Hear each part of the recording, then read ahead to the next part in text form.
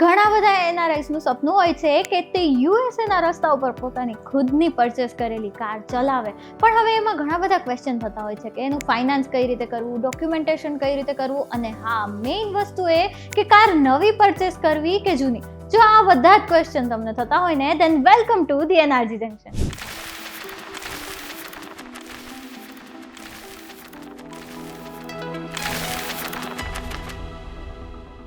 So hello and welcome everyone. હું છું તમારી હોસ્ટ પ્રાંતિ અને તમારું સ્વાગત છે એનઆરજી જંકશનમાં. તો આજે આપણે વાત કરીશું how to buy a car in USA. હજુ તમે એક એનઆરઆઈ છો, યુએસમાં રહો છો અને આ વિડીયો જોઈ રહ્યા છો તો તમને આખી વસ્તુ સમજાઈ જશે, ડોક્યુમેન્ટેશનથી લઈને કાર પરચેસ સુધી, કે કાર ત્યાં તમારે કઈ રીતે ખરીદવી.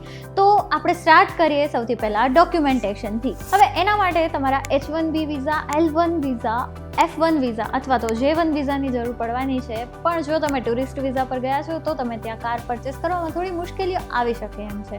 હવે એ સિવાય તમારે ત્યાંનું તમારું આઈડેન્ટિટી કાર્ડ, બેંક અકાઉન્ટ અને ક્રેડિટ સ્કોર બહુ જ માયને રાખે છે. આ સિવાય તમે 18+ હોવા જોઈએ અને તમારું આઈડીપી હોવું જરૂરી છે. જો આઈડીપી ના હોય તો તમારે ત્યાંનું યુએસનું ડ્રાઇવિંગ લાયસન્સ કઢાવવું પડે એમ છે. અને આ સિવાય એના ડોક્યુમેન્ટ્સ માટે તમારે passport, visa, social security number અથવા તો ITIN, તમારી રેસિડન્સનું પ્રૂફ, સેલરીનું પ્રૂફ અને તમારા ઇન્સ્યોરન્સના પ્રૂફની જરૂર પડશે. હવે જો આપણે બજેટની વાત કરીએ તો એમાં તમારે કાર માટેનું પરચેસ, ઇન્સ્યોરન્સ, મેન્ટેનન્સ કે પછી ફ્યુલ, આ બધી જ ગણતરી મગજમાં રાખીને ચાલવું પડશે. આ ઉપરાંત તમે 2025માં જો ગાડી બાય કરવાનું વિચારો છો તો તમને સેકન્ડ હેન્ડ કાર $25,000 લઈને $30,000 વચ્ચે તમને મળી જવાની છે.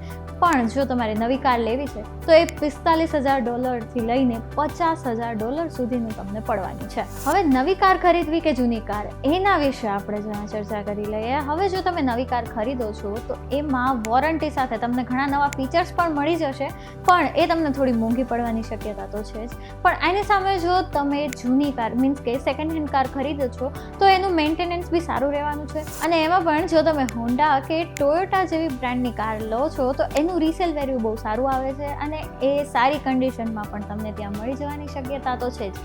અને આ સિવાય જો તમારે આ બાબતે રિસર્ચ કરવું હોય તો સ્ક્રીન ઉપર તમને અમુક વેબસાઇટ દેખાશે, તો એ વેબસાઇટ તમે નોટ કરી લો, ત્યાં જઈને તમે રિસર્ચ કરી શકો છો.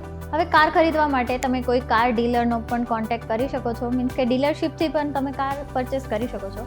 અથવા તો તમે ફેસબુક માર્કેટ પ્લેસ જેવી જગ્યાઓ પર જઈ અને તમે પર્સનલી પણ આ રીતે ખરીદી શકો છો. અને એ સિવાય કાર ઓક્શનમાં જઈને પણ તમે કાર ખરીદી શકો છો. હવે આ કાર ખરીદતા પહેલાં બધા જ ઇન્સ્પેક્શન અને એ બધું કરવા માટે પણ તમને ઘણી બધી વેબસાઇટ્સ મળી જશે કે જે મેં સ્ક્રીન ઉપર આપી જ છે. ત્યાં જઈ અને તમે ઇન્સ્પેક્શન અને બધું કરી શકો છો. કારની કન્ડિશન શું છે, પાસ્ટમાં એને કઈ હિસ્ટ્રી રહી છે કે નહીં, એ બધી જ વસ્તુ તમે અહીંયા સર્ચ કરી શકો છો. તમને કાર મળી ગઈ છે, તમે સારી રીતે એનું ઇન્સ્પેક્શન પણ કરી લીધું છે, તો હવે આપણે નેક્સ્ટ સ્ટેપ ઉપર જઈશું કે જે છે ફાઇનાન્સિંગ અને પેમેન્ટ. હવે એમાં જો તમે બેંક ટુ બેંક ટ્રાન્સફર કરો છો ડાયરેક્ટ કેશ જ, તો તમારી યુએસની કોઈ સારી એવી બેંકમાં ખાતું હોય તો એ સારું જ છે.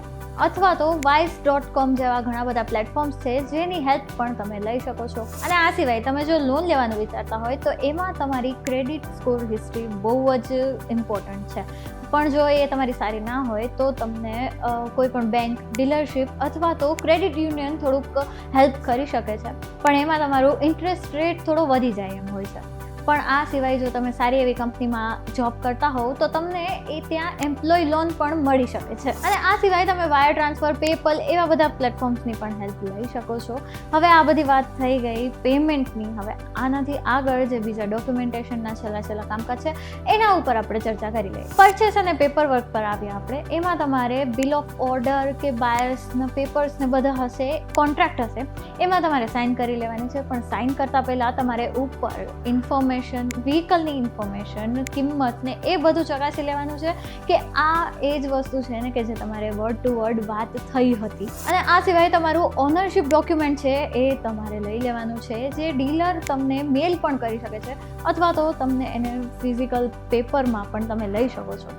અને આ સિવાય તમારા પણ જે પણ બીજા કાગળિયા એની પાસે રહેલા છે કે જેમ કે પાસપોર્ટ છે, વિઝા છે કે વીમો છે, એ બધું જ તમારે ફરી પાછું તમારી પાસે લઈ લેવાનું છે. આટલું કર્યા બાદ તમારે રજિસ્ટ્રેશન, ઇન્સ્યોરન્સ અને પોસ્ટ પરચેસની પ્રોસેસ માટે તમારે ગાડી ખરીદીના 10થી 30 દિવસની અંદર DMVમાં જવાનું છે અને ત્યાં જઈને title, bill of cell, smoke અથવા તો safety inspection, proof of insurance અને ત્યાં એક ફી પે કરવાની થશે $50 to $200 વચ્ચે અને એનો સેલ્સ ટેગ અને તમારી લાયસન્સ પ્લેટ અને ટેગ તમારે ઓબ્ટેન કરી લેવાનું છે. હવે કારનો ઇન્સ્યોરન્સ તો કમ્પલસરી છે જે તો તમારે કરવાનું જ છે અને આ સિવાય તમારે હેડલાઇટ, સ્ટેરિંગ બધી જ વસ્તુ સરખી રીતે એકવાર ચેક કરી લેવાની છે કે બધું જ ઇન વર્કિંગ કન્ડિશનમાં સારી રીતે છે કે નહીં.